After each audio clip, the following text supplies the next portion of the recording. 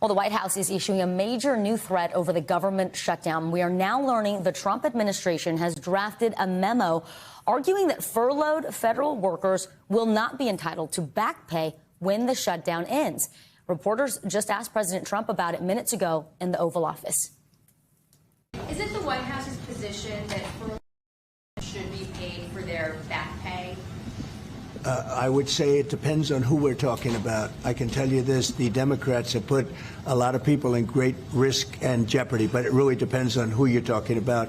But for the most part, we're going to take care of our people. There are some people that really don't deserve to be taken care of, and we'll take care of them in a different way. Okay? Thank you. People who really don't deserve to be taken care of. All right, NBC News Capitol Hill correspondent Melanie Zanona live on the Hill there. Melanie, what's the reaction on the Hill to this new threat against paying furloughed government workers?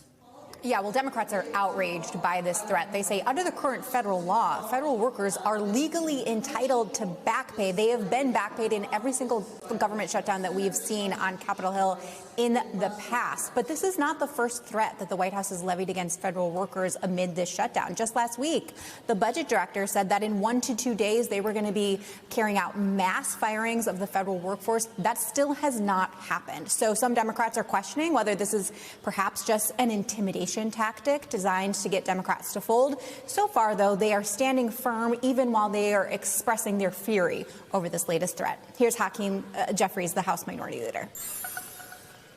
Donald Trump and his administration have been torturing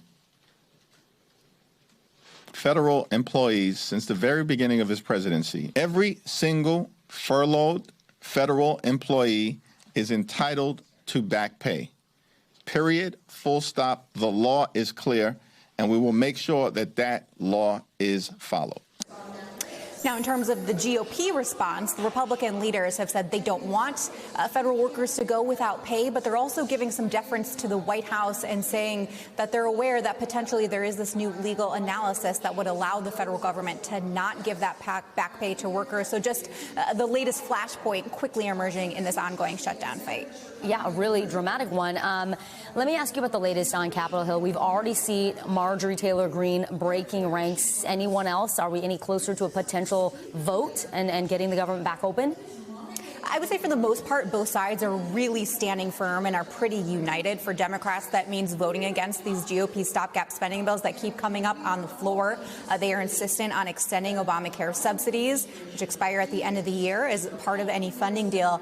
And Republicans have said they're open to those negotiations, but not until Democrats open the government first. However, that Marjorie Taylor Greene tweet that you mentioned was pretty significant because she has the ear of President Donald Trump. She also has a really good finger on the pulse of the MAGA base. So her coming out so strongly, talking about how disastrous it would be for Americans to have their premiums skyrocket. I mean, she mentioned her own kids would face double the numbers in their premiums if they allow these subsidies to expire. That could be a sign that potentially there could be some movement. As of right now, though, no negotiations, at least at the leadership level. Thank you. All right. Melanie Zanona live at Capitol Hill. Thank you, Melanie.